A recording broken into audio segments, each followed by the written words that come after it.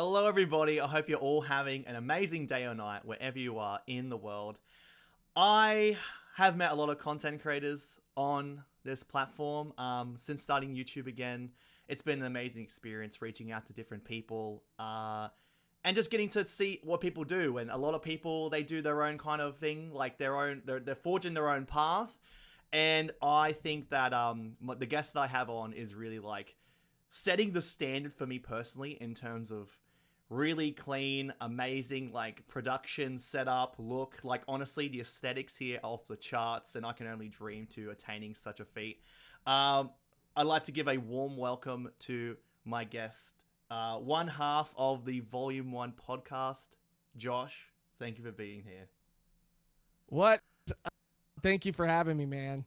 Really appreciate it. Like honestly, when I first started on here, you know, your name came up a lot to go and have on here, so I really do appreciate you taking your time and your schedule to go and be here. Heck yeah, dude. Thank you for having me. Thank you for all those kind words, and thank you to the chat for bugging you enough to have me on. yeah, it was a lot. It was great, but honestly, I think you know, like I mentioned in this community before we started the stream, like the barrier between all the creators has been so kind of it's like the barriers, it's so much more accessible now. And after like the Reverie, and look, I gotta say, I went on the Reverie at 2 a.m. and I mean, look, nerves are high because I was the smallest creator on there on the biggest stage, and I was excited to meet people, but it was 2 a.m. I was tired. Meanwhile, you were on there for the entirety of the stream. What was it, like 10 hours straight? I think it was over 10 hours, but yeah, yeah.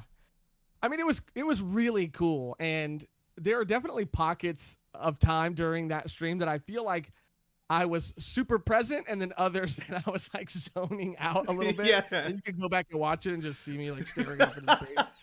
But it was really, really cool, dude. It didn't really feel like it was that long, but yeah, I felt it the next day for sure. Yeah, I bet. Before we get started, I just want to give a huge shout out and thanks to everybody that's here. Of course, to Josh for being here, but also to everybody in the chat. If you're from the Volume 1 podcast crew, I want to say thank you for being here.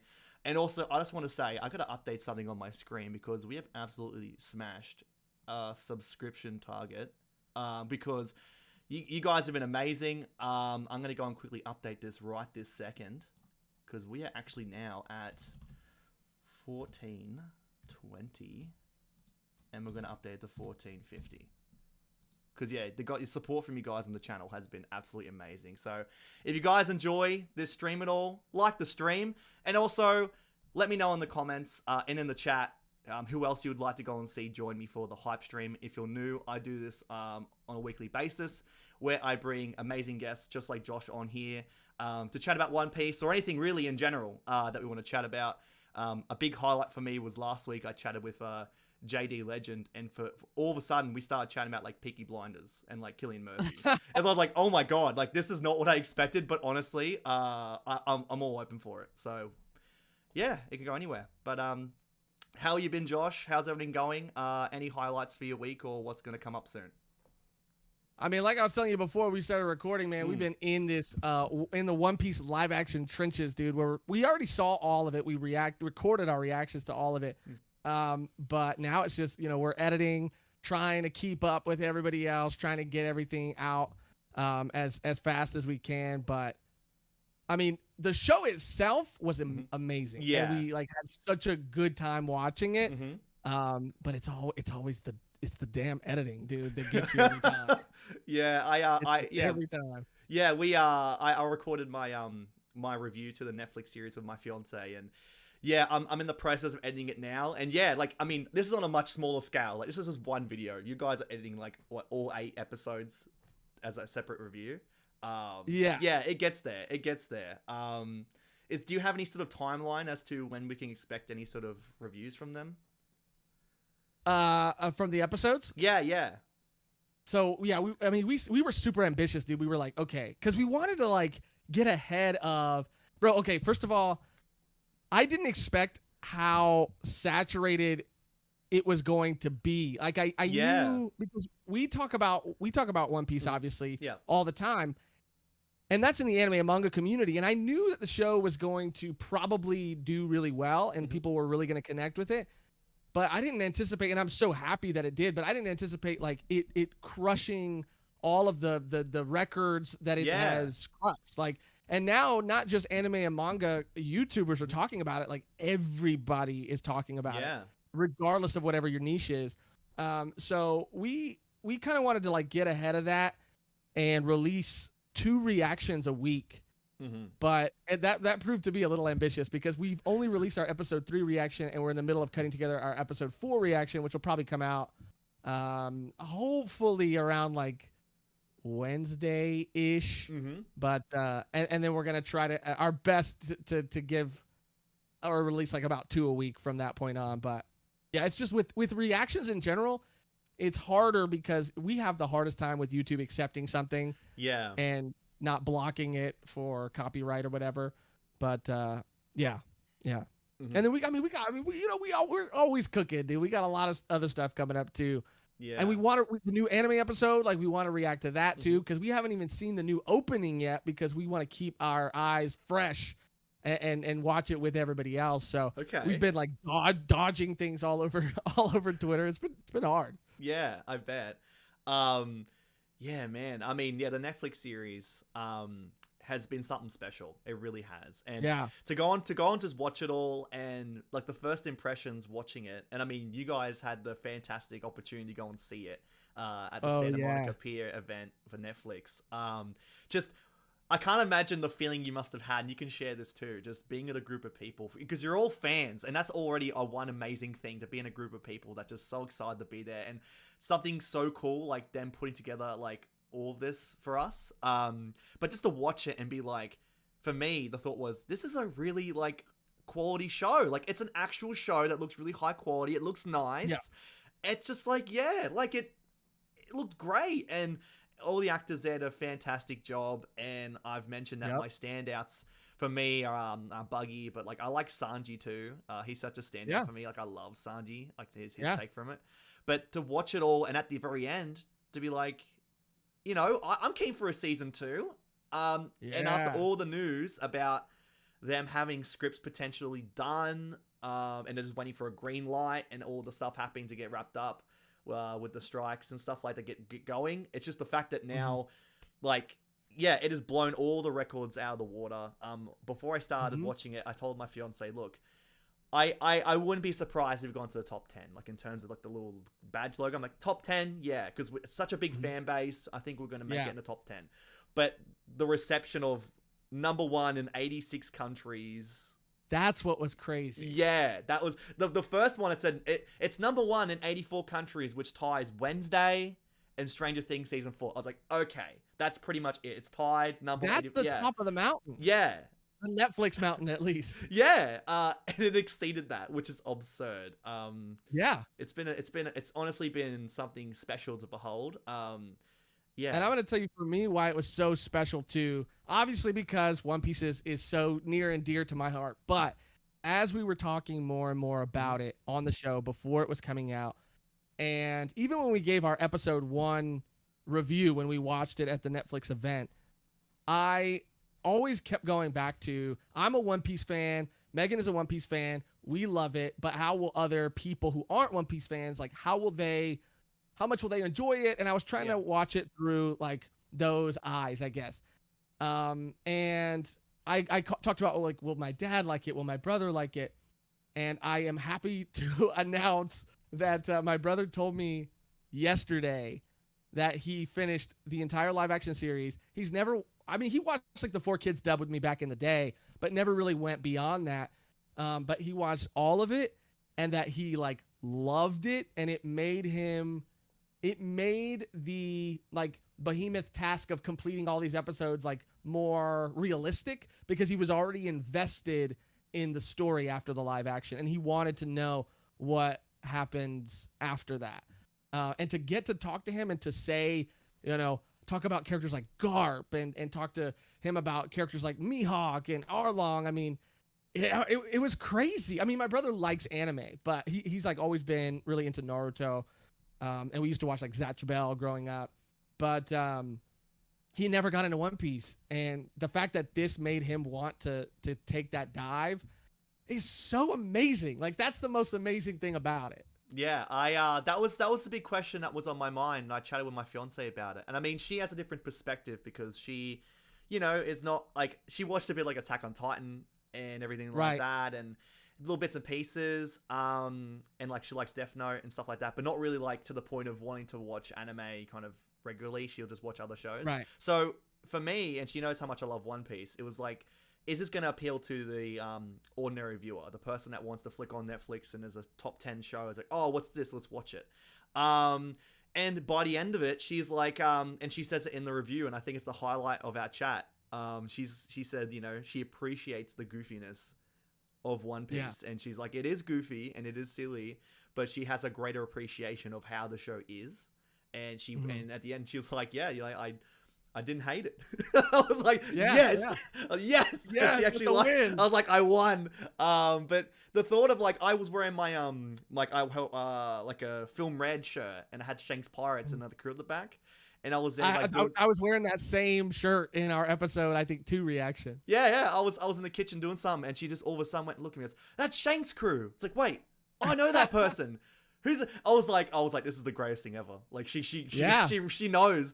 It was just such a rewarding thing to have, like, the casual viewer get to kind of peek in and see what we are also hyped and excited about, and then even potentially best case scenario to go, I'm invested too. And like, she was asking, how far into the story is this? Because it's 1,000 episodes, 1,000 chapters, and I think it came out that it's around 100 or so chapters that are covered in this series. And so if you kind of take it that way, like you mentioned, the mammoth task of getting through the series, like, well, I'm 1/10 of the way through. If you think it like 10 seasons, it's like, well, okay, I'm already invested. I know the characters. I know what's going on. Let's just jump into it. And they have so much more to experience, which is even better. So yeah, and I don't necessarily believe that the live action series in any way is a replacement for the anime or the manga, especially. Yeah. But if it's like getting people who normally wouldn't get into it, if it's getting them into it, then I mean, by all means, do whatever you're gonna do. Yeah. Personally, though, I always recommend, if you liked it and you didn't read it or watch it before, go back, because you're missing so many cool moments that they just didn't have time to flesh out. Yeah, for sure. Going back really quickly to the Netflix Santa Monica Pier event, that is such a special, like, very, like, that's a rare event. Like, we don't see anything like that to that level, pretty much ever. Like, you guys didn't even not only just have like a whole kind of display setup event. Not only was there the first episode premiere to you guys, but you had like a drone show. And then not only I've never seen anything like that. Anything. Yeah, not only that, but to even have the creator himself, Ichiro Oda, in attendance there amongst everybody secretively is such a special. It shows how special that experience was. Can you please tell me what your feelings were, your thoughts, your highlights, and overall, your just opinion of that event? First of all, the event, and I swear to God, dude, I ain't no corporate shill, okay? Netflix ain't paying me a dime to say this, but that event was one of the best events that I think either of us had ever been to. We've been to a lot of conventions, we've been to a lot of events, but I feel like that one was so well organized and down to every detail. I mean, you had the staff, there was not a single person who wasn't a part of the crew. Everybody there was in marine outfits. The drinks were in devil fruits. They were giving out like free ice cream and free water. Oh my God. So it's not even like you had to like pay for drinks or anything. I mean, they had a bar, which was an inflatable baratier that you could get your drinks at. So good. But yeah, man. And the Otis transponder snail and his original art that you could sign on this wall, and the Mary behind the ocean. The screen, which I was concerned about, I was like, man, I don't know how, how clear it's going to be out in the open. But it looked great. It sounded great. The drone show was, we took video and people have posted videos and stuff, but it is nothing like what it was to actually be there. I swear to God, dude. I mean, I've been to World of Color at Disneyland or whatever, which is where they like project images on mist. I've seen things. I've never seen nothing like that. It was 3D. It was moving. It was insane. And then Oda being there too, which we didn't know at the time. I had been told that he was there by a friend, like a family friend, who was also there. But like I was telling you before, dude, I didn't believe him. I didn't think he was lying. Like, misheard, you misunderstood. No way. And then when it came out that he was there, it's so crazy too, because like I know exactly where he was standing, and he wasn't that far from us. We had people in our community who were there with us, and I mean, actually, it's even on the Netflix, like the official Netflix page. They have like a video, and we're in it, like reacting to the episode. But like, we were so close, and even though I didn't know he was right there, just knowing that I was in that close of proximity to Oda Sensei, even though I didn't know, is one of the most special things ever. Like it's just so crazy, dude. Yeah. Maybe hopefully I subconsciously maybe I absorbed a little bit. His energy, he was just standing there and he was just like emitting. You're like, you're sitting there in the audience, and then you felt this smile, like you're gonna laugh, like you just this joy that just emanated from you. Yeah. Yeah, it was like I was like, yeah. I was like Zunisha when Joy Boy returned. He's here. Like, oh he's here. He's here. I felt it, dude. I felt it. Let me get a little bit of it, dude. Let me have a little bit. He was at the plenty to spare. He was at the Baratier because it was cleared now. Everyone was there watching the show, and he was like, "Yeah, now it's free." Yeah. Oh man. Yeah. Did they have any like specialty like cocktails and stuff at there? Or was it a standard? They drink? did. Oh. They did. I don't remember. I mean, I'm a sober guy. Okay. But Megan, I think she almost got something. Like I said, there was free water and there was free ice cream, but obviously the drinks are going to be a little pricier, dude. Oh, so I don't think. I mean, I'm not a sober guy, so this sounds great. And also, I love the idea of in the future coming up with like, I want to do a video idea with my fiance because we love making cocktails. As like, I want to make One Piece themed cocktails. Ooh. So I love the idea of if they did have any, I love to see what they kind of did or like what the I have the photo right here because I took a picture of the drinks of the actual cocktail. So they had two specialty cocktails. One was the Gum Gum specialty cocktail. And it had Bacardi rum, Simply Mixology, Strawberry Guava Mojito, Sprite with a splash of blue curacao and grenadine. Oh, nice. And then they had the Chop Chop cocktail, which was Dulce Vida, Tequila, Simply Mixology, Lime Margarita, Cranberry Mango Juice, and a splash of grenadine. Those were the drinks. I love that you had that because now I'm gonna go. I'm gonna clip that and I'm gonna go and make one. That sounds great, honestly. Yeah. But it just shows how much they just and that's the next level amount of detail just to make you immerse and have a great time. Like they themed everything around it. So I'm so happy that you got to experience that. How far away was that event from you guys?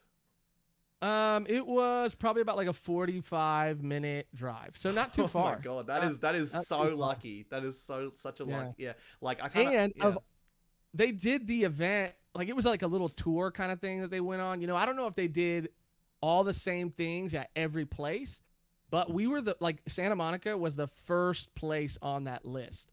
Wow. But the kind of trade-off, and I was joking about this because I found out that at the one in, I think it was Spain. I don't know exactly where it was, but one of the other ones that they did, it was later. So they gave them 2 episodes. They got to see 2 episodes, and our tour went to that one. And I was just messing around, and I was like, you know what, Artur, dude, you can have your 2 episodes because we got Oda. You know what I mean? Yeah. That's a fair trade-off right there. I mean, I think that I would much rather have one over the other. Yeah. But they did one in like Mexico too, I think. I mean, they did them all over, but we were the first ones to see it. Did they do one in was it in Paris too, or was that just like a meetup? Like, I think Paris did one that was really crazy. I don't know. I know there were like 4 or 5 maybe of them, but yeah, we were just so lucky that there was one in our area. Yeah, that's truly special. And like I said, to have it that close by to where it's like not even just That's the kind of event you want to drop everything, no matter what, and kind of fly to, get to, however you can. But the fact that you guys are like, yeah, we'll just fly out there, it's like, oh my god, that's even better. That's amazing. Yeah. Um, It was so fun. yeah. So, guys, if you have any sort of questions in the chat, let us know. And again, also, if you're just turning up now, thank you for being here. I really appreciate all the support you guys have being here. And again, if you have any sort of people you'd love to see me chat with in future, let me know. Because this has been already, it's only been 20 minutes, but I'm having just like such a fun time chatting with you, Josh. It's been great. Heck yeah, me too, dude. Yeah, no problem. Is there any? Yep, sorry. No, go ahead. Oh, I was gonna just start transitioning to like if there's anything in particular you'd like to go and chat about before we move on. Well, because we were just already on the topic, and you said that you had talked to Jay recently about the live action. Yeah. Did you guys talk about, because they released, I don't know, it seems like it was pretty recently, they released some quotes from producers saying that they could have the season going the next season after the strikes in about a year. Yeah. Which is exciting, but does feel fast. Like, I definitely want them to take their time with it. But I was wondering if you guys talked about, or if you've given your thoughts on how fast season 2 could potentially be coming, and what you think about where season 2 will go. I know everybody's talking about Robin, obviously, and Chopper. Like, I know what our thoughts are about it, but I'm curious to know your thoughts about, like, what do you think now that you've seen one full season of the show, they're going to do with Chopper especially? Yeah, that has been the big question. Mainly what we were talking about was and this is the big topic of a video I just posted up. And it was whether they're going to bring in more high profile names into the show because of the success it had. And then also we're talking about, you know, season 1, people jumped on because of the hype of season 1. And then season 2, there's going to be hype from season 1 transitioning, but also to maybe potentially get newer viewers in. And if they'll send any sort of like high profile actors, it may get a casual to go, oh my god, this actor's playing this, or this actor's in this show. Maybe I want to go and check it out. And you know, the big 2-1 that we mentioned was Jamie Lee Curtis in there, because she's expressed that she wants to play I get a name wrong. Is it Korea? Korea? Yeah. She's like, every interview, she's like, I want to be this character. Yeah. I want to be this. So I'm like, that is a surefire must. That's a surefire must. But another one too was, have you seen Peaky Blinders at all? I know I've seen like the posters, but I haven't seen the show. Okay. But I can look up a character. Let me see. Yeah. There's I'm trying to think of the actor's name. Oh, it's escaping me. There's it's on the thumbnail of my video on the channel, but there's a mobster character in the show. Do you know what his name is in the show? What his name is in the show? It's such a weird name. It's like Changreta. Something Changreta. If you I didn't know how to spell that. But it's like but it's like a mobster dude in the show. Changreta. Yeah, if you tell me the actor's name, I'll confirm it. Is it Luca? Luca Changreta. Yep, that's it. Luca Changreta. Okay. That was Jay's suggestion for like Crocodile. And like he's like a mobstery kind of guy. Okay. Yeah. This is Adrian Brody. That's it. Yeah. Oh, I saw the name on the show. I was like, oh, Adrian Brody. I know him. That was Jay's suggestion because he loves Peaky Blinders and I'm watching it too. And that was his suggestion for like someone like Crocodile. Just like, that's who he can see as him. He's like a mobster kind of guy, sleazy, you know, has like a big personality. Very menacing. And I was like, yeah, I totally see that. That'd be really cool. But that's the conversation we're having about potentially the move to make would be maybe to bring in a bigger high profile actor to go and fill a part for that sort of intrigue and that excitement. But also in the comments of that video, a lot of people put out this point, and it's very true, that having no name actors in the show really brought in their immersion. And also, not to mention the budget. Like, they already had such an extreme budget for the show from what we've seen. Right. Like, some of the articles said it was more than, like, Game of Thrones episodes. Like, it was really big. So to have someone like a high-profile actor in could really wane that budget. But there was a lot... But there was a lot of budget that was put into this first season in terms of, I guess, coming up with the sets and everything. Like, they really had to make this work and put everything into it. So, yeah, it's... That was what we were talking about.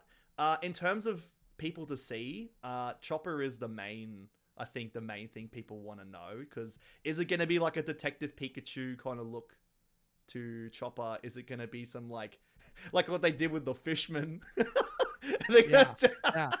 Are they gonna do prosthetics on an actual kid? Yeah, it's gonna be like a child actor, kind of with prosthetics on. Is it gonna be like that? Is it gonna be? Have you seen Sweet Tooth? Is it gonna be like Bobby from Sweet Tooth? Yeah, is that the main character from Sweet Tooth? No, so there's another character. I don't know if you're able to look it up right now, but just type in Bobby Sweet Tooth. Okay, I'm gonna look Netflix. Type in Bobby Sweet Tooth. Okay. Netflix. Bobby Sweet Tooth. There's a character that is more animal than human, and he's a little, I think, like mole or groundhog or something. And they basically like puppeteer him. He's a puppet, Okay. or an animatronic puppet. Oh my god, Yeah, dude. what is this? That's gonna be Chopper. That's gonna be Chopper right there. I think. That's him, 100%. Yeah, Bobby. him with his outfit. I'm just like looking at this. This is this. Yeah, dude, there he is. There he is. I like it. Get ready, season 2. Oh man, I'm gonna have that as the thumbnail. Oh, that's so funny. I love that. But yeah, that's the big question. But I think that's like season 1. That was the big struggle, kind of thing. Figure out if how they're going to transition this anime into a live action and make it work. Season 2 is going to be nothing but like, Chopper. If Chopper's announced, it's like, all right, how are they going to do this? Because it's going to, how are they going to do it? It's, I think, one of the hardest, it's going to be one of the hardest things for them to do. Because I think no matter what they do, they're not, I mean, you can't make everybody happy, period. Yeah. But, I mean, it's just going to, I think, ruffle feathers no matter what you do. But I just can't imagine that they would put a kid in like prosthetics, but they might. And I trust I trust Matt for sure, and I trust if it's the same creative team, they seem like they know what they were doing. So I'll give them the benefit of the doubt and just trust that they'll do something cool. Yeah, that is the big thing coming out of this is trust. And it was such an amazing feeling getting into the show, because we've seen the clips of Matt on the Reverie and everything else going like, getting all these questions, being like, well, what do you think about this? What are your thoughts about this? We have concerns, and then being so cool and just being like, trust us. We got this. Like, we're fans. We understand it. We're going to nail this. And they did. So if they're going to move on. That was crazy. Yeah. For us too, because we were lucky enough to like meet Matt and hang out with Matt in person, and we went to at Anime Expo. We went to the Netflix booth, and got to see a scene. So we were like talking to Matt, and we saw that one scene. Artur is a madman and got back in line and saw every scene. They were showing 6 scenes at random. Okay. He's a madman, but he's amazing, and so we had like we knew like how good it was gonna be, and I understand it, right? There have been more flops than there have been successes, and that's not to say that they haven't done some things, like they haven't adapted some things decently, like Battle Angel Alita always comes up. I like Speed Racer. There are cases where it has like kind of worked, but so we just knew, and everybody in the community for so long was like, nah, dude, this ain't gonna be it, dude. It's not gonna be it. Don't get your hopes up. Don't get your hopes up. And everybody was like, want it to be good, but expectations low. Want it to be good, but expectations low. And we just knew like it was gonna be fucking great. And I mean, it would have made us look real bad if it did come out and everybody hated it. But yeah, man, it's just so cool to see everybody like, wow, it exceeded my expectations, dude. It's been crazy. It really did exceed expectations. And also, I just want to give a massive shout out to Terrible TJ in the chat for a $5 dono here. He asked, would you guys be happy if Ace was introduced early on, like how Garp was? I think it would be interesting if Ace is revealed in Logtown, not Drum.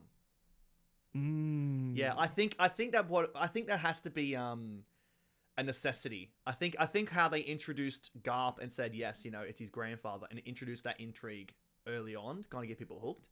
I think they would have to introduce Ace pretty early on to say, yes, and I'm his brother. Kind of like, introduce these characters and get people more invested. Kind of like, okay, we know who Luffy is. We know who his grandfather is, and this is his brother? It's like, okay. Yeah, I think that's probably what they would have to do. I think that it's like probably for the best that it was like one family member at a time. Because you don't want these newer viewers who don't know anything about the series to just like immediately feel Luffy's connection to everybody. Yeah. It's kind of more fun if you slowly start to realize, oh shit, like his grandpa's in the Marines, and then you realize who his brother is, and then you realize who his dad is, and it's like sort of like given to you. I mean, even though in the manga, I think the Dragon and Ace reveal kind of happened pretty around the pretty similarly in time, whatever. But yeah, I think for the show, the live action show, it was cool to just get the Garp reveal and then save, because I don't even know how much, like, it's so funny. Me and Megan were talking about it, and we were talking about, like, Smoker and Tashigi are probably going to be the new Garp and Kobe and Helmeppo.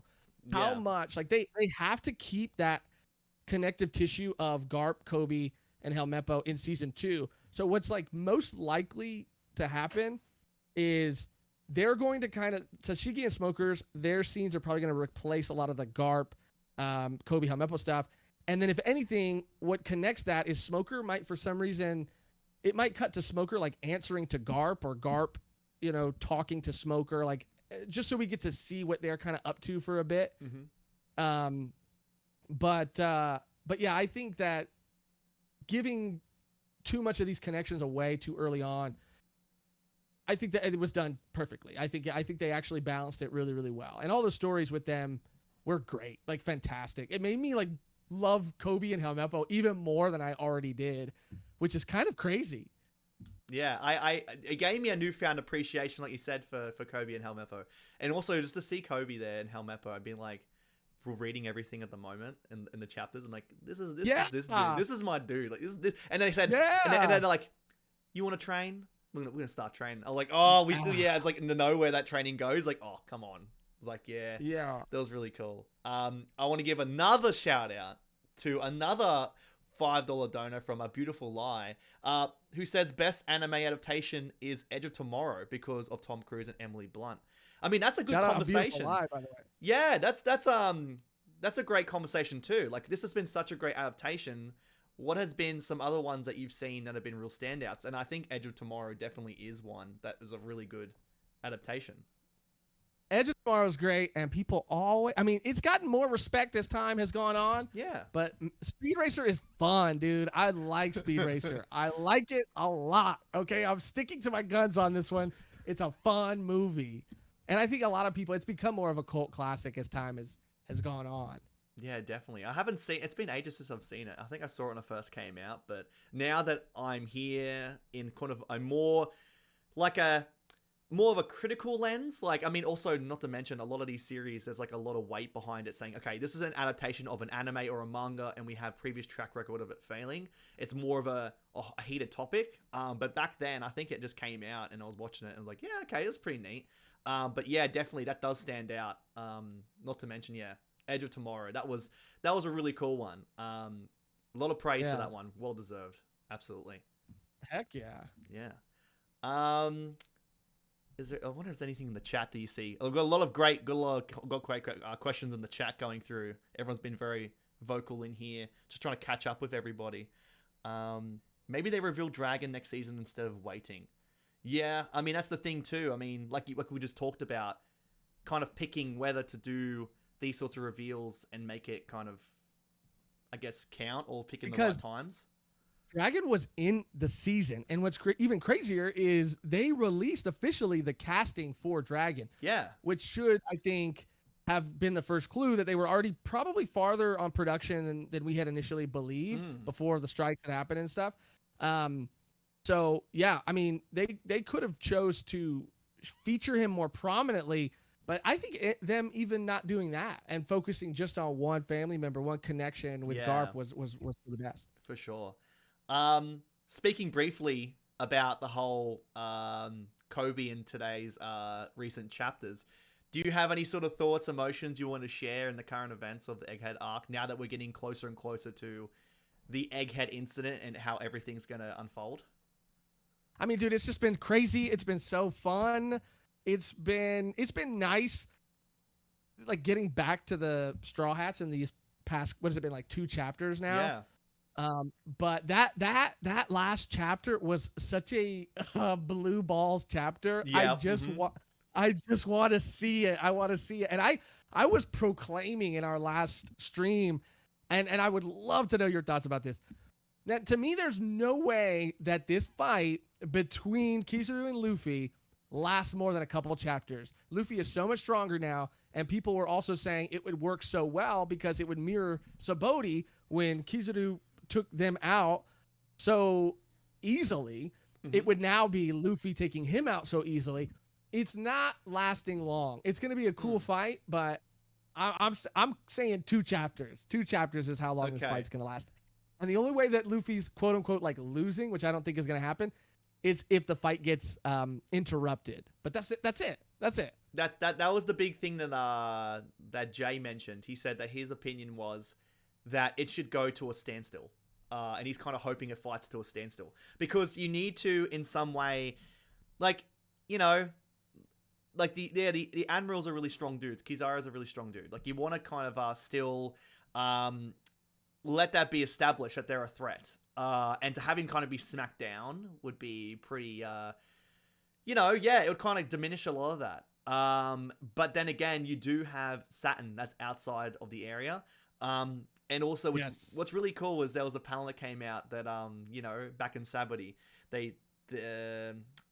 who was it? That's with Rayleigh, the lady in the bar. Yeah, Shaki. Yeah, that said, you know, oh, he's 100 times stronger than you guys. And then for Luffy to go and say to Kizaru, we're 100 times stronger than we were back then. I thought that was a really cool tie back, and it, obviously, I mean, surprise, surprise, Oda's, you know, having this well planned out. Having lines like that means he had it in mind. But yeah, I had this kind of feeling in the back of my head where it's like, I have this feeling that shit's about to go down. Surprise, surprise, Luffy and Kizaru clashing. Wow. But I know it's more than usual. It's like, I think it's going to get pretty crazy. Like, I really had this feeling that crazy. Oh yeah. Yeah, like a, yeah. But I'm super keen for it. I want to see how, sorry. No, I was saying the emphasis too on Kizaru, that panel, him saying like our main objective is eliminating Vegapunk. Like, shit is going to go down. Luffy beating Kizaru. I get what Jay's saying. I love Jay, but I hope that Luffy whoops his fucking ass for what he did to them. But I don't want no standstill. But I think something else has to happen. Like you said, it's gonna go crazy. There's gonna be some sort of something happening in the background. Because we're all focused on this fight, like how crazy this fight is and how full circle and satisfying it's going to be. And so we're all like looking right where we're supposed to be looking. And that's when the best magic tricks are pulled off, you know, because something is going to happen in the background that's going to be even crazier than anybody anticipated and that we probably didn't even see coming, you know? Yeah. I mean, that's, you know, I've mentioned this to a lot of people, but the trend at the moment is that you had Kid and Shanks, Kid getting defeated by Shanks, and, you know, Shanks is an emperor. Law getting defeated by Blackbeard, Blackbeard is an emperor, and now you have Luffy fighting Kizaru. He's an emperor. It's like an interesting dynamic, and how that's going to go. But also, I have this anticipation that something is going to happen to Luffy, just because of that trend. Having the 3 of them with all the same bounty, having the 3 of them kind of go through the same sort of fight, or same sort of dispute. I'm anticipating something to happen to Luffy to establish that we're getting into the final stages of the story and shit's getting real. Like, there's an actual threat. So whether that means him smacking down Kizaru, like you said, you know, makes you happy, smacks him down in 2 chapters, happy days, and then something were to happen with Saturn directly afterwards to really put him in his place. That's what I'm thinking. Yeah, that's what I'm thinking. Because then it's like, well, like you said, I mean, why else is he there? If he's out, he's out of that room for a reason. So he's going to be directly involved in something that is going to be huge. But I'm really anticipating the goofiness of what Luffy can do. Like, I want him to bring out like a, you know, like a reflector, right? Like a reflector, kind of have it spray tan, put on some like sunscreen with the light and everything, you know, kind of, like I want to get really goofy with it. But also I love the little attention to detail where a lot of people pointed out that Kizaru hasn't been talking in a silly tone. He's been very serious. He hasn't like been like, you can tell from how he's been written. And it's amazing how little bits of detail like that, because Oda has established these characters for so long, has really been a massive payoff. It's like, oh my god, he's serious. This is the first time he hasn't talked in this way. This is a big deal. It's quite amazing. And I'm curious to see whether, Kizaru actually gets like angry, or he has a different tone change, or like kind of finding this guy where, Kizaru is always the one to be kind of goofy in a way, be like, oh, I'm gonna kind of play around, take you out, but now he's like, all right, you stupid brat, like I'm gonna put you down. It's gonna be crazy. I'm really anticipating big things in the next 2 chapters.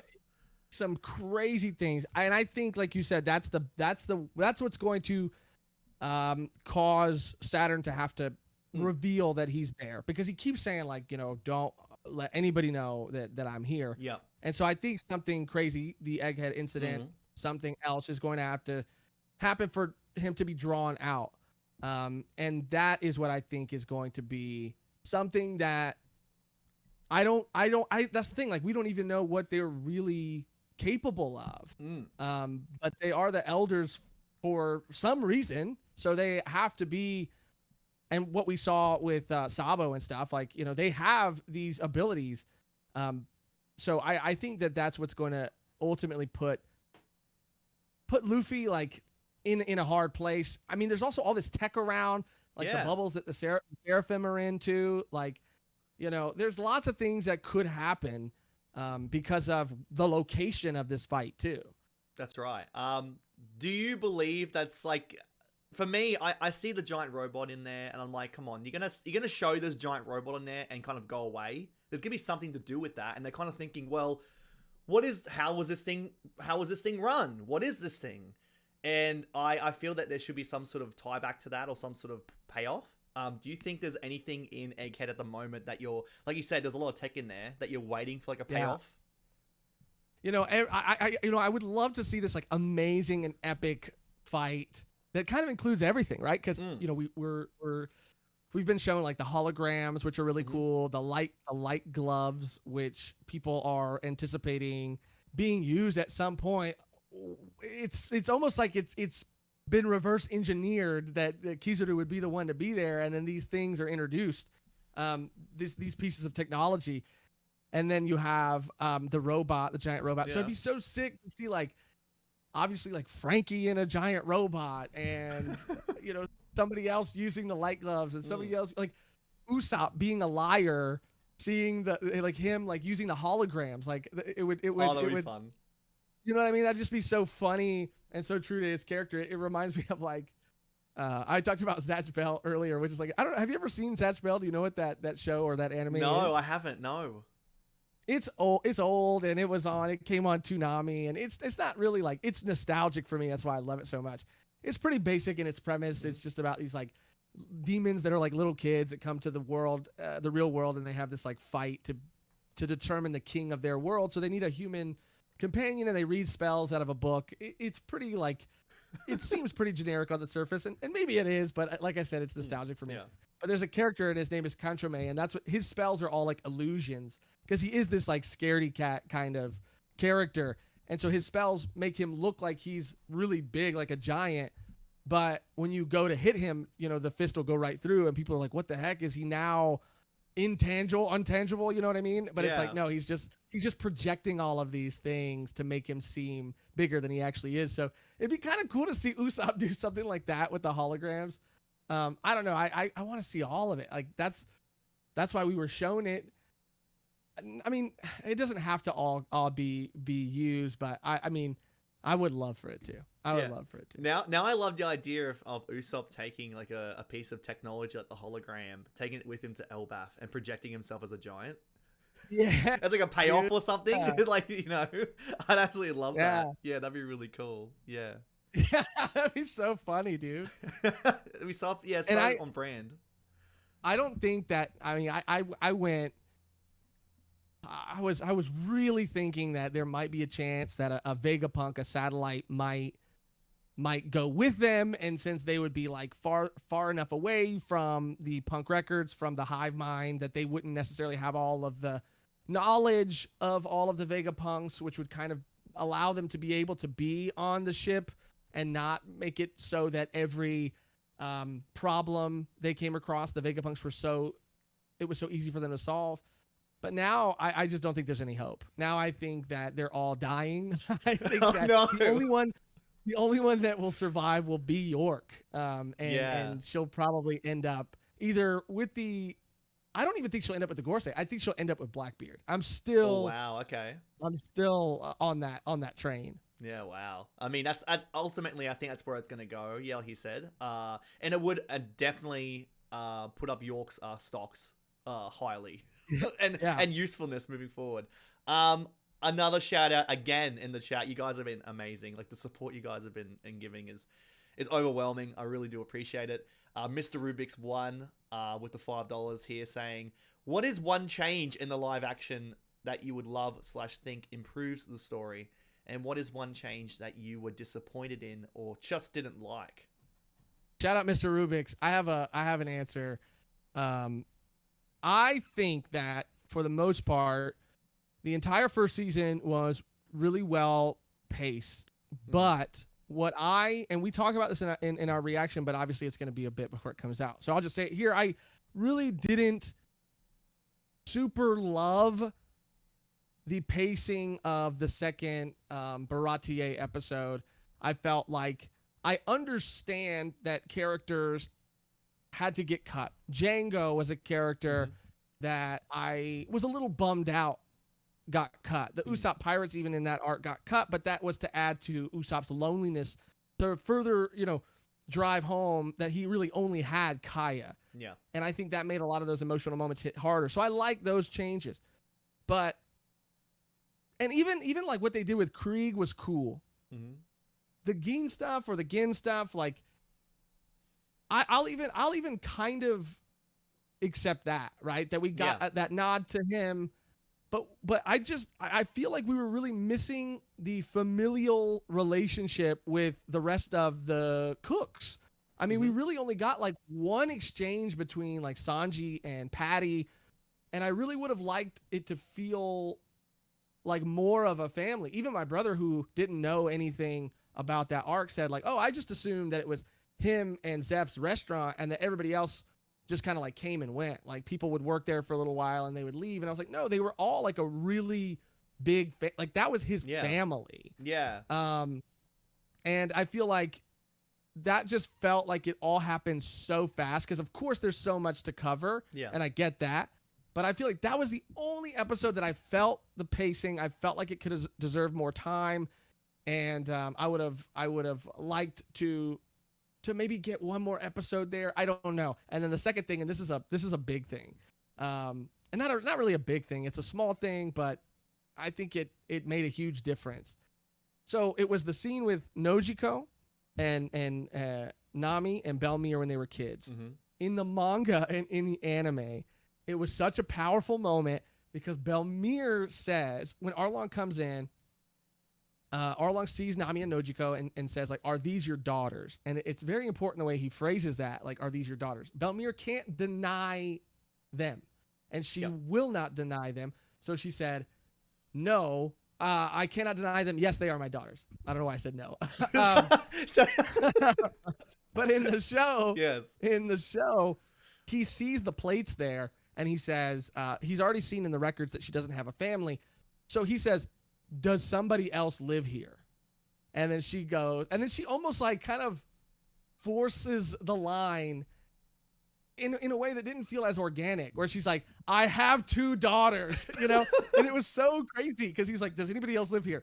"I have 2 daughters." And I think he could have just said like, "It says in your records that you don't have a family, but do you have a family?" And if she wouldn't have been able to deny the family, that would have worked. That was just like a little thing that I think made a huge difference. But these are nitpicks. Yeah. The way you kind of said that line was like, it was like a burden. It was like, "I have 2 daughters." It's like, okay. It's like, all right, not. Yeah. For me, I think the biggest welcome that I had with the show that they did is, I mean, I can't say it's a change or anything like that because it's their own take. But for me, it's just having everyone with the accents.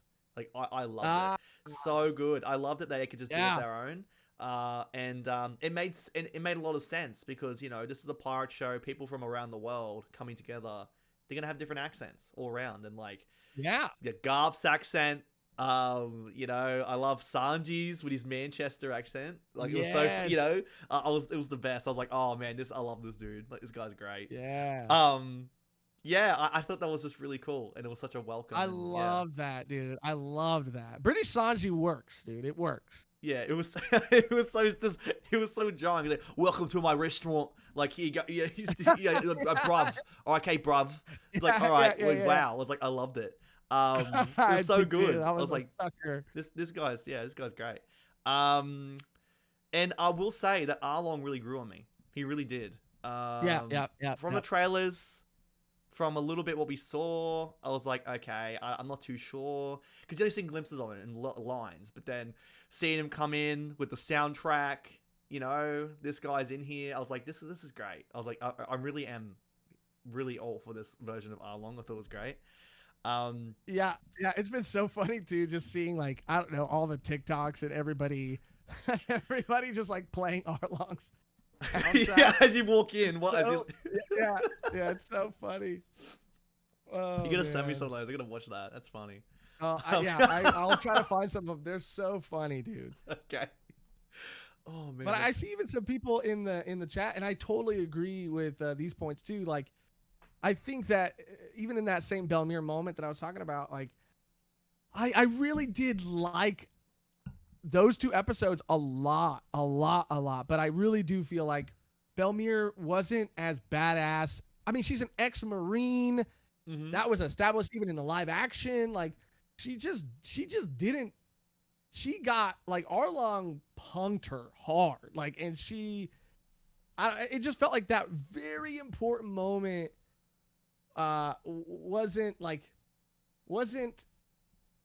it's hard to say out loud, but it wasn't handled the best it could have been. And I think the reason I am being such a tough critic with that part in particular is because everything else was so good. Yeah. Everything else was so amazing. But yeah, I felt like it would have been nice to see her stand her ground a little bit more, and for her to deliver the line in a way more similar to the manga, to the anime. Yeah, okay.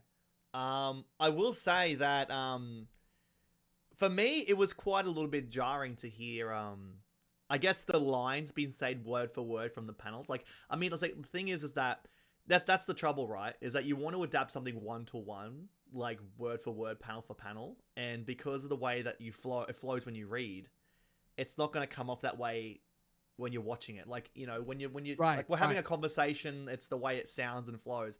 But when you're reading it word for word, it does kind of sound a little bit jarring at times. And I think I felt that the most in like Zoro's backstory, where it's like, you know, just the dialogue backwards and forwards kind of, I don't know, sound a little bit the most there. But also, I think it was quite jarring for me to see just Zoro in the first episode to be like, you know, I don't care about this dude. This guy's not that great. I'm not gonna join his crew, yada yada. Be that, and all of a sudden, like in episode 2, when he's like hung up in like Buggy's place, to be like, you know, I gotta save Luffy because he's my friend, or like some random like really heartfelt line, like I really care about this guy, and I was like, oh, that was like no moment that really made me think that he really cares or anything. He just kind of dealt with everything, and all of a sudden he's like, I care about this dude a lot. And it's like, okay. That was a bit much. Also, can you confirm to me when Luffy ate the fruit in the anime and the manga, did he like eat the whole fruit? Or did he take a bite and spit it out? I don't remember. I don't remember him eating the whole fruit. I don't remember him eating the whole fruit. That really took me out of it, because I was watching this guy and like this weird looking thing in this box, like, what is this? And then he just eats the whole thing. I was like, and then afterwards he's like, yeah, it tasted terrible. Like, why'd you eat the whole thing then? It's like, that was a big fruit. He ate the whole thing. Like, I think it's funny too, because like, you know, on one hand, I think they might be trying to show that you have to eat the whole fruit to like get its power. But at the same time, like, what happens if you don't? It'd be funny to not finish a fruit, and then you only have, like, you can only stretch, like, you know, you can't fully stretch. You can only stretch like half the amount you would normally be able to, because you only ate half the fruit. Yeah. Okay. Yeah, I don't remember him eating the whole thing like that. It did. I mean, it did look gross, but I would eat it. I would eat it. I would eat it. I would eat it. What? It looked good. It looked kind of good. It looked bad, but like kind of You good. said it looked gross. No, it did look gross. But I'm somebody who eats 7-Eleven food. That also looks gross. But I eat that too. Okay. So I'd eat it. I'd eat it. Oh man. On that note, is there anything else that comes to mind for you that you want to chat about? I mean, we just chat about the chapters. So we already chatted about the Egghead incident, about you kind of think it's to do with Saturn directly. Do you have any anticipations in terms of Elbaf onwards? Do you have any sort of thoughts that are in your mind with that? Well, I'm super excited for them to get there. Obviously, everybody is. To see Usopp get there is gonna be so cool. Yeah. But I kind of hope, dude, I fucking love One Piece, and I trust Oda with my whole heart. I believe in him. But I just I don't want to get I don't want my expectations to get too high, because for me, I love Frankie, and the Egghead's not over yet.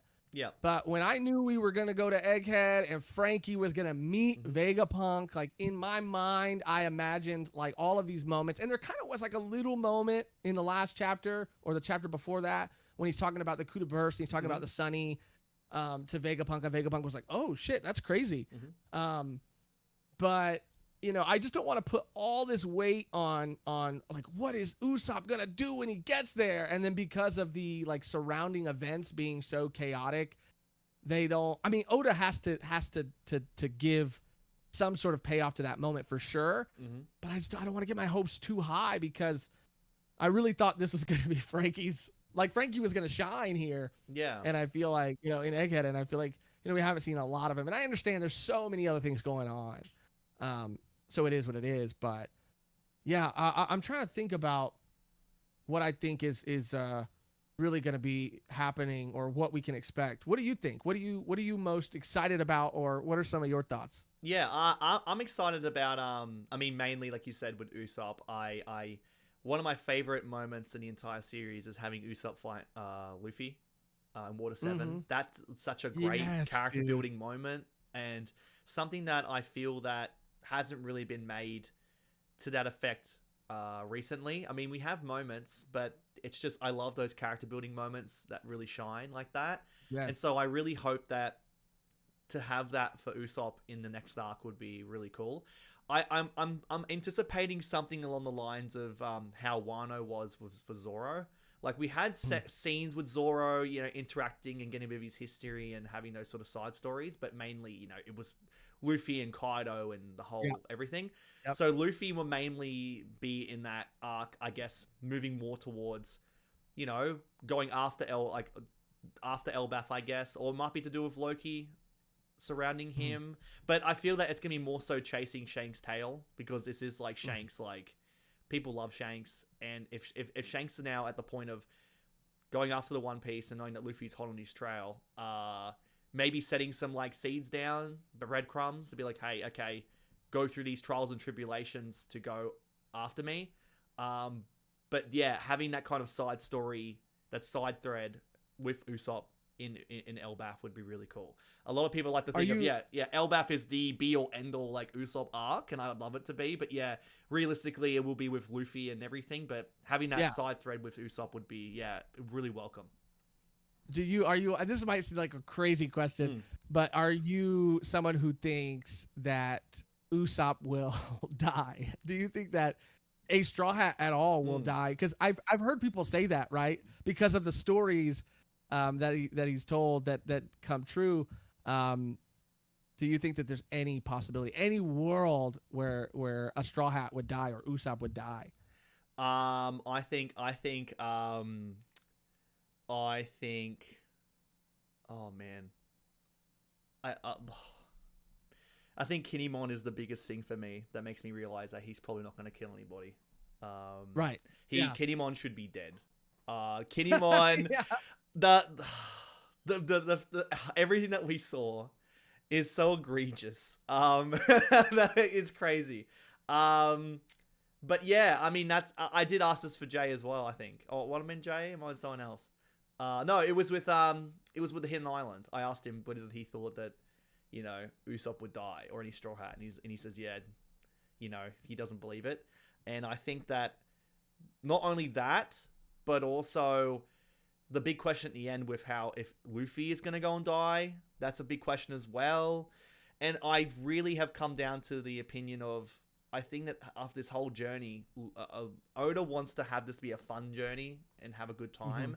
And I can't imagine at the very end having someone like Luffy die. Right. You would just feel so depressed.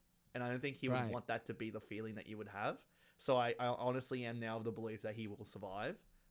Even though I was a big fan of the idea of that because, like you see a lot of series that continue on after it's done. And it's like, it should be done, but for whatever reason it continues on.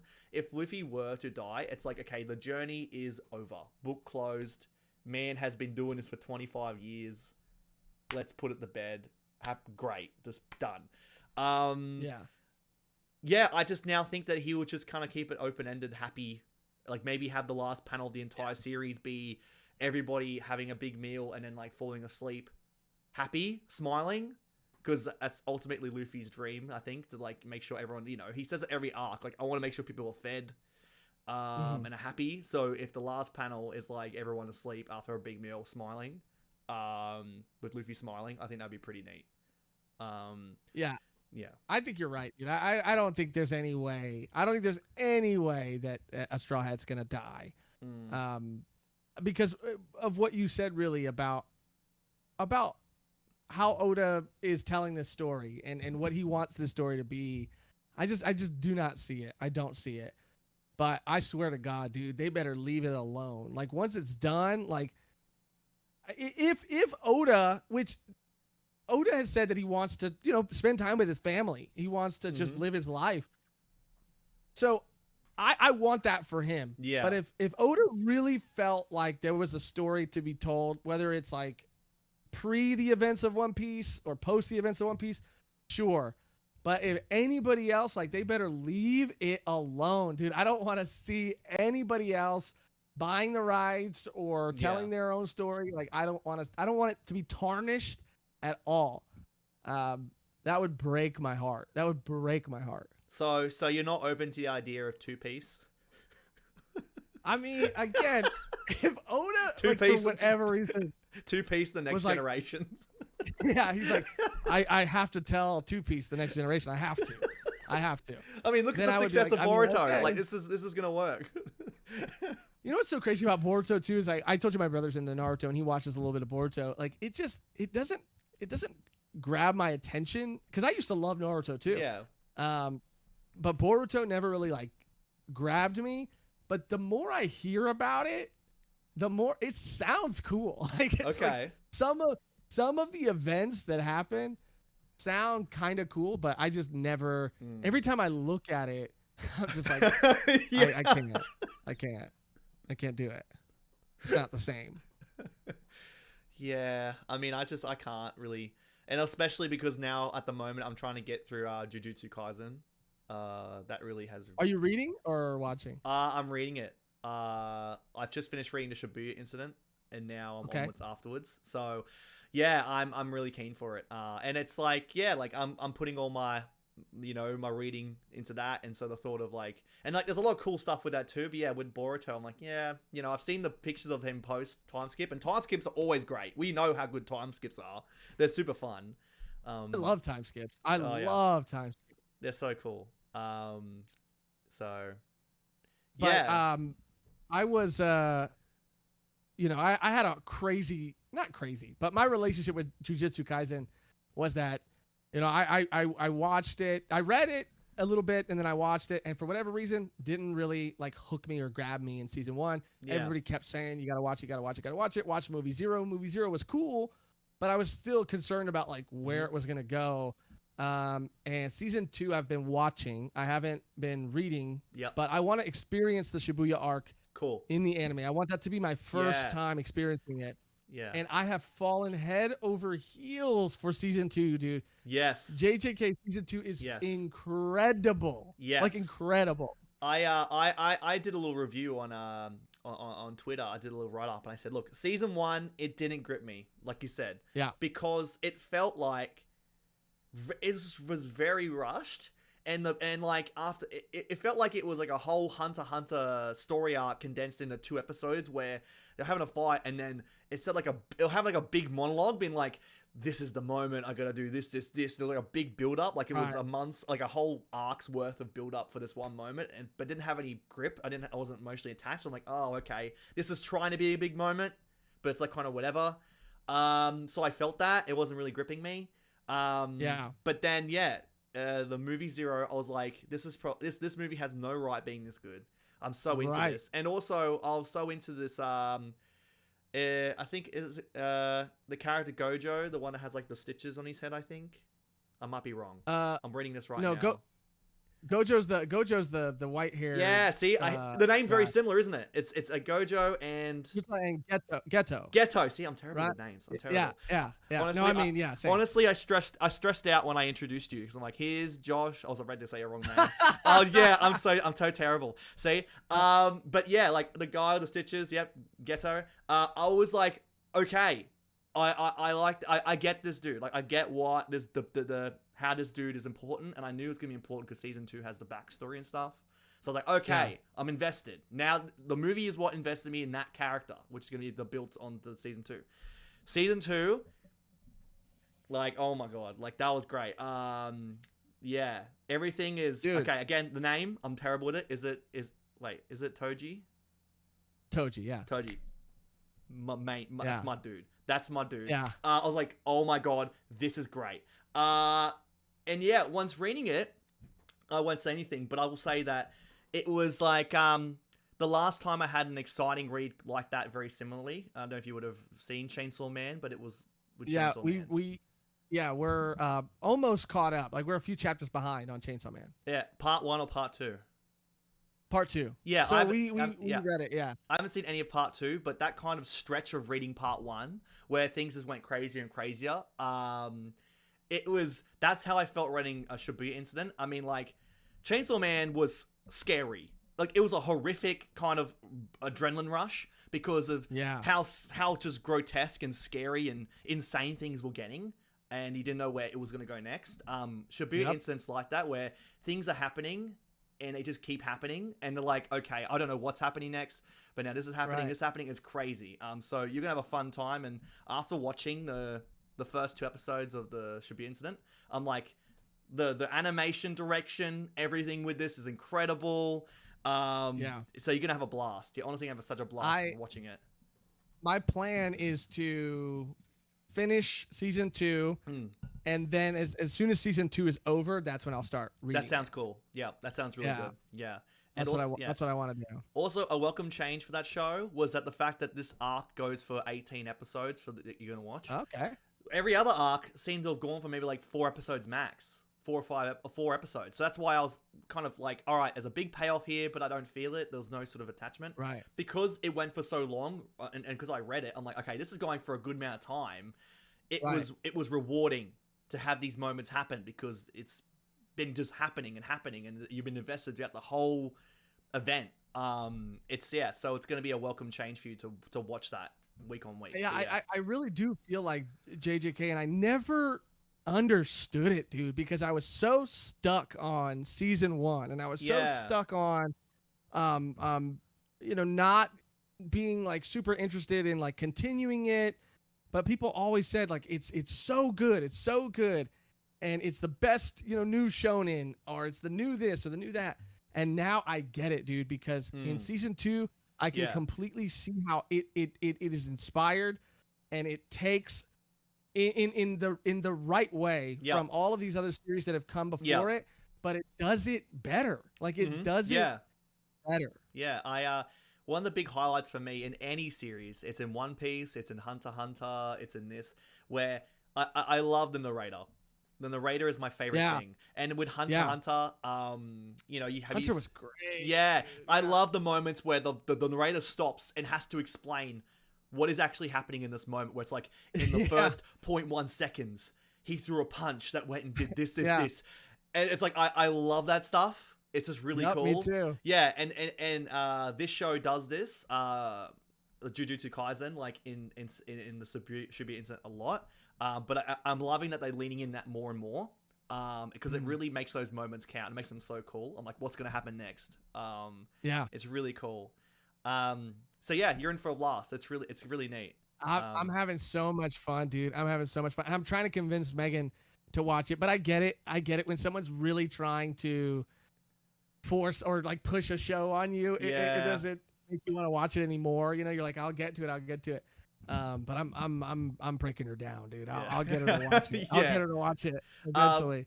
Is there? So you're in a different situation than me. Like you have an audience, and you like you have an audience. What I mean is, yeah. You have like an audience tied kind of like to your schedule, where it's like you do these reviews and you have them streamlined, and your audience is there with you, watching them with you, kind of like. You know, you have this kind of thing going. I'm just like watching and reading this in the background and kind of then just putting a random video up if I feel like it. So it's different for you. But is there like a series that you're anticipating watching, or maybe you have just recently watched or read that you can would like to recommend? That I would recommend. I mean, I've been talking. It's so different, and I don't even know like how many.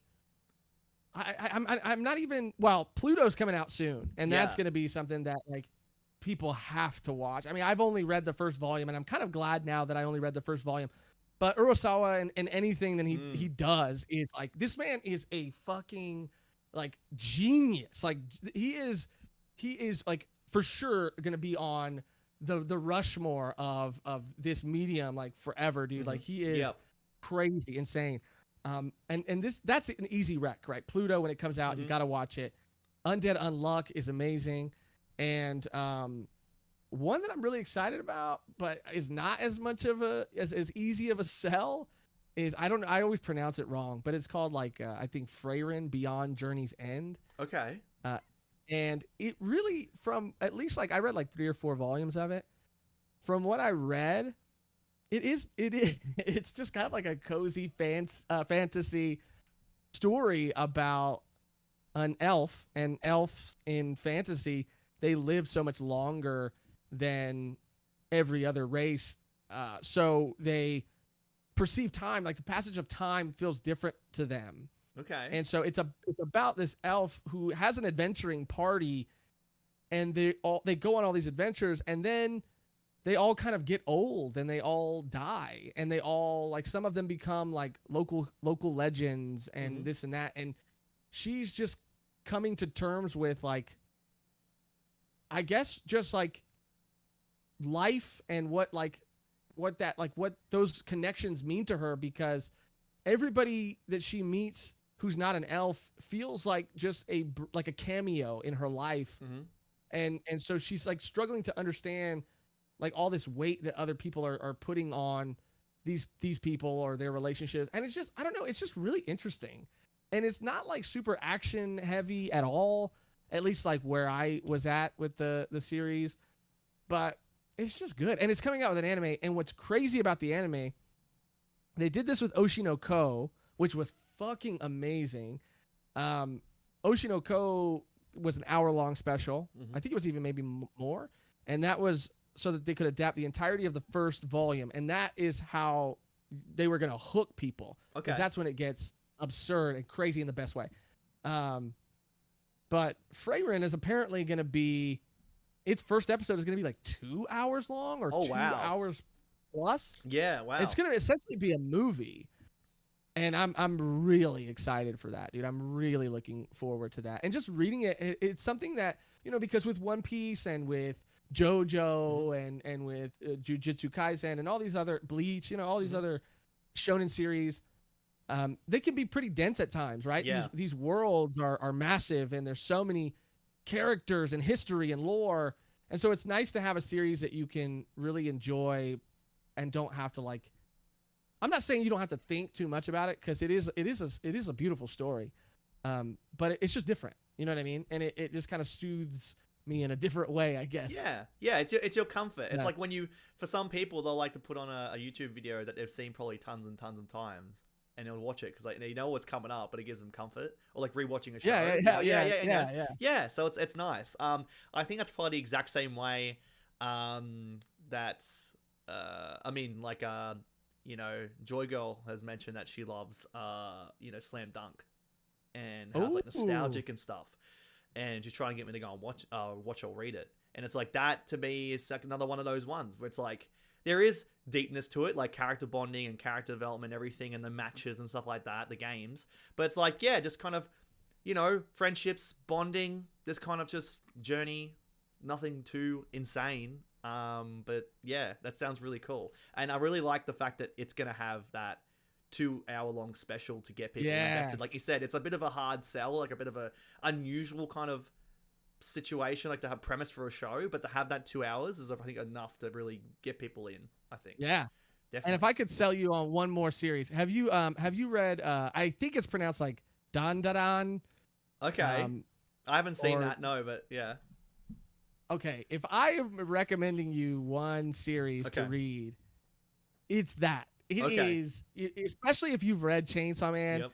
It's by a former assistant, Fujimoto's, and it has sort of a lot of that same like energy, although it's completely different. Mm-hmm. It's completely its own story, and the art is some of the best, and but it's so unique too. Like I mean, that's what I loved about Bleach and Kubo was his art style, because I just felt like it was so it set itself so apart, and even Oda in One Piece, like it sets itself so apart from everything else.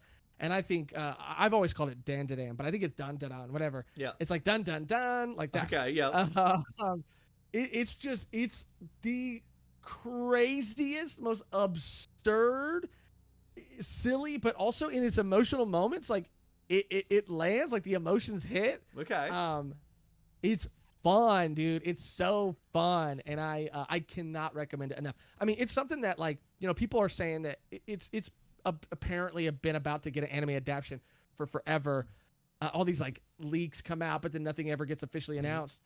But it's because like it's just made to be an anime. Like I'm reading it, dude, and we've talked about this when we've talked about it before.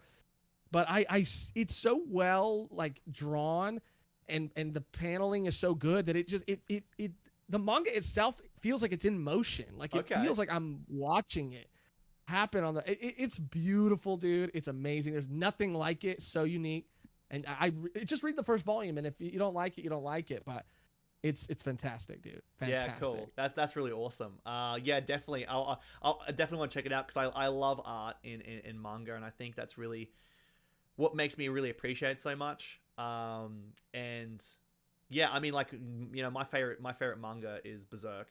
And love Berserk too, dude. Yeah. So I've only just started getting the volumes, like the actual big hardcover ones. I have them just off to the side, just here. Let's go. There you go. You can see it. Oh, other way. I see one. Yeah, you can see. Right yeah, now. I got them just there with my Dragon Slayer just chilling there. Have you seen the Dragon Slayer that I made? No. It's gonna be so hard to show you right now, but let me see if I can actually. This wasn't working before. Okay. Let me see if it's working now. This could be the send off I absolutely need for this stream. Because I mean, I have a Berserk tattoo. It's my very first tattoo. Like, I want one so bad. I want a Berserk tattoo so bad. Yeah, so there's my one. So let me see. Hold on. Let me see. So. Oh, that's awesome. And the artwork is so good too. Yeah. That's what that's it. I want to make sure if I get a Berserk tattoo that they do Miura's like art justice, you know? Yeah, that was the main thing. It's like I searched and I found a place in Sydney, so I traveled like about an hour, 2 hours on train to get there, and yeah, it was everything. It was great. And so that, because the artwork I love so much, so I had to get it done justice. But yeah, I love the series so much. Yeah, I mean, I was like, yeah, you know, you love JoJo as well. I have some JoJo back there. And I haven't read all through part 8 or part 9, but like the fact that now we're at this point in time where part 7 can have an adaptation up next is insane to me. That's going to be a special experience. It really will be. But yeah, my recommendation, like you said, Urasawa, like 20th Century Boys is like that. That's special. Like that is really, and like I love the time skip. I love the timelines, and like you said, where in your other series that you recommended, how people grow old and kind of dealing with that kind of thing. I just love when people progress and have character development through the years. I just love that. And yeah, 20th century boys and 21st century boys going from childhood to adulthood and everything that happens in between. It's just, and the bonds between the friends there, and yeah, it was really cool. Really was. I couldn't get it to work, so I mean maybe I'll send you a picture later, but it's in the corner of our studio. And it's huge, dude. It's huge. Yeah, it's gotta be huge. But I made that because when we went through Berserk, I fell in love with Berserk too. Like fell in love with it. So I made the Dragon Slayer, and then I made a Femto helmet too. Whoa. That's cool. I'm actually wearing it in one of the thumbnails for our like episode about it. But I have a Behelit too. That I bought like on Etsy. I don't know if you can see it. It's Oh yeah. Oh, that's cool. Oh, that's a. Why don't I have that? That's a must. That's gonna be in my background. Oh, that's sweet. Yeah. Yeah. I love Berserk and JoJo. Oh my god, dude! Like that's another series that is. It's just like it's like infected me. It's really like I've become like really obsessed. Like One Piece, Berserk, JoJo have like cast this spell on me, and I am obsessed with them and love them so much. The whole notion of is it a JoJo reference is no joke. Like if JoJo anything related comes up, I'm like, ooh. Or if I'm watching a YouTuber and they wear like a JoJo shirt or a JoJo reference, like, ooh. I was like, yes. Okay. I gotta my camera is honestly about to die, but honestly I've been pushing it to the limit because this has been such a fun time chatting with you. And we just gone to chatting about more and more series. I'm like, oh no, this is a rabbit hole. Yeah, I was like, I can keep going. Yeah. But look, we're gonna finish this off with an incredible, generous super chat that's just come through. Shout out Paladin Berserker Jedi. Chills collab stream on a Sunday night. Did you watch Castlevania? If you did, are you hyped for?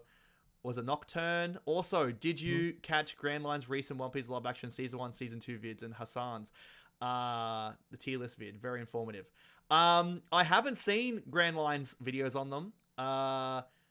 Yeah, but definitely have to go and see them. I saw a little bit of his, and I think I watched one of them, and then I watched a little bit of the Hassan and Matt Owens thing, the stream. That was really fun. That's pretty wild to have somebody have like Matt Owens on like Hassan's stream, like someone on that platform. Yeah, that's really cool. I love seeing Hassan's recaps of the arcs, his reviews. Yeah, they've been really good. They really have, and I think it's so funny. I mean, freaking Parvision, dude! Like Parvision, Hassan was reacting to one of Par's like shorts or one of his theory videos or something. That's crazy. On stream.